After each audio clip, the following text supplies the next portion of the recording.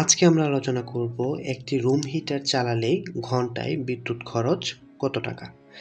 তো ভিউয়ার্স, আমরা সাধারণত রুম হিটার ব্যবহার করে থাকি আমাদের রুমের টেম্পারেচার বাড়ানোর জন্য। বিশেষ করে শীতকালে আমরা এই রুম হিটারটি ব্যবহার করে থাকি। তো সাধারণত বাজারে যেসব ওয়াটের রুম হিটারগুলো পাওয়া যায় তার মধ্যে 500 ওয়াট, 1000 ওয়াট, 1500 ওয়াট এবং 2000 ওয়াট। এখন আপনি হয়তো ভাবছেন যে আমি কোনটা কিনবো, কি তাই তো? ওকে, প্রতি স্কোয়ার ফিটের রুম টেম্পারেচার বাড়াতে আপনার 10 ওয়াটের মতো প্রয়োজন হয়, কিংবা আপনার প্রতি স্কোয়ার ফিটের টেম্পারেচার আপনি গ্রো করার ক্ষেত্রে কিংবা বাড়ানোর জন্য আপনাকে প্রতি স্কোয়ার ফিটের জন্য 10 ওয়াট করে হিসাব করে নিতে হবে। তো সাধারণত আমাদের বাংলাদেশের প্রেক্ষাপটে আমাদের যে রুমের সাইজগুলো হয় সেগুলো এভারেজ 150 থেকে 200 স্কোয়ার ফুটের মধ্যে হয়ে থাকে। তো আমরা যদি প্রতি স্কোয়ার ফিটে আপনার যদি 10 ওয়াট করে ধরি তাহলে 1500 ওয়াট থেকে 2000 ওয়াটের মধ্যেই আসে। তো ভিউয়ার্স, আমরা অনেক কিছু জানলাম। এখন রুম হিটারের ঘন্টায় বিদ্যুৎ খরচ কত সেই বিষয়টি নিয়ে আলোচনা করব। তো রুম হিটারের পাওয়ার আমরা এখানে 2000 ওয়াট ধরে করছি, কারণ এটি একটা মাঝামাঝি পর্যায়ের একটি রুম হিটার। সাধারণত ম্যাক্সিমাম রুম হিটারগুলো 2000 ওয়াটের হয়ে থাকে, যার জন্য আজকে আমরা এখানে 2000 ওয়াটের একটি রুম হিটার নিয়ে আলোচনা করব এবং এর প্রতি ঘন্টায় বিদ্যুৎ খরচ কত সেই বিষয়টি নিয়ে আমরা বিস্তারিত আলোচনা করছি।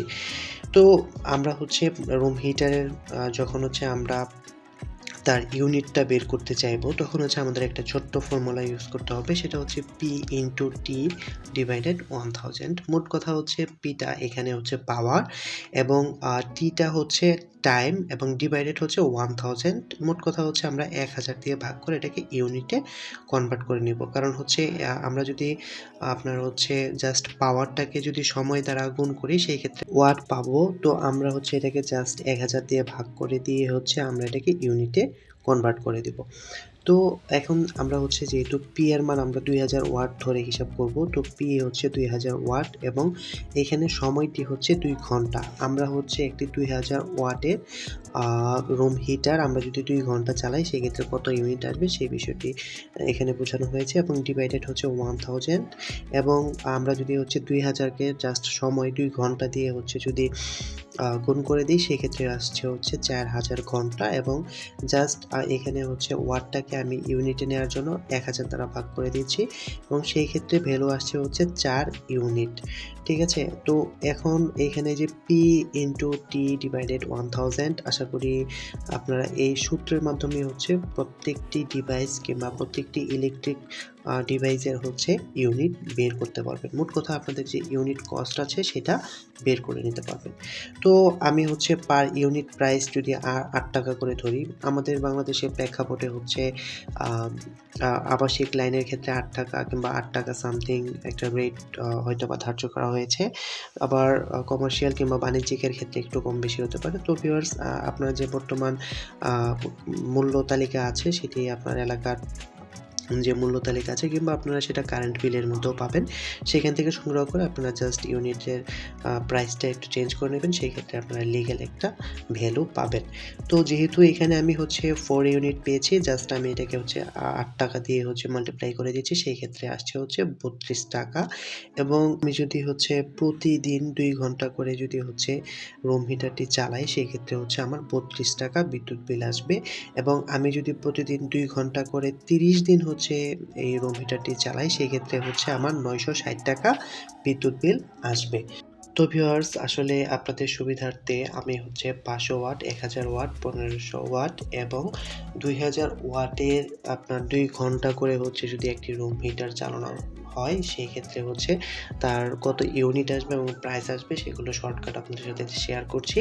তো 500 ওয়াট যদি আপনি প্রতিদিন 2 ঘন্টা করে চালান সেই ক্ষেত্রে 1 ইউনিট খরচ হবে এবং মাসে এর বিল আসবে 240 টাকা। এবং 1000 ওয়াটের ক্ষেত্রে আপনার 2 ইউনিট বিদ্যুৎ বিল প্রতিদিন খরচ হবে এবং মাসিক বিল আসবে 480 টাকা। 1500 ওয়াটের ক্ষেত্রে 3 ইউনিট বিদ্যুৎ বিল আসবে প্রতিদিন প্রতিদিন 3 ইউনিট বিদ্যুৎ খরচ হবে প্রতিদিন এবং বিল আসবে হচ্ছে মাসে 720 টাকা এবং 2000 ওয়াটের ক্ষেত্রে আপনার প্রতিদিন 4 ইউনিট বিদ্যুৎ খরচ হবে এবং মাসিক আপনার বিল আসবে 960 টাকা।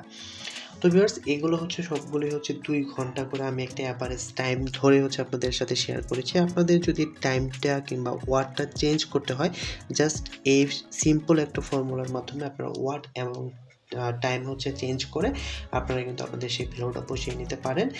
এবং আরেকটি বিষয় হচ্ছে যে আপনাদের ইলেকট্রিক বিল থেকে হচ্ছে আপনাদের বর্তমান যে বিল আছে সেটা কত টাকা করে পার ইউনিট কস্ট নেওয়া হচ্ছে সেই বিষয়টি দেখে কিন্তু আপনারা অ্যাকচুয়াল একটা ভ্যালু পেতে পারেন।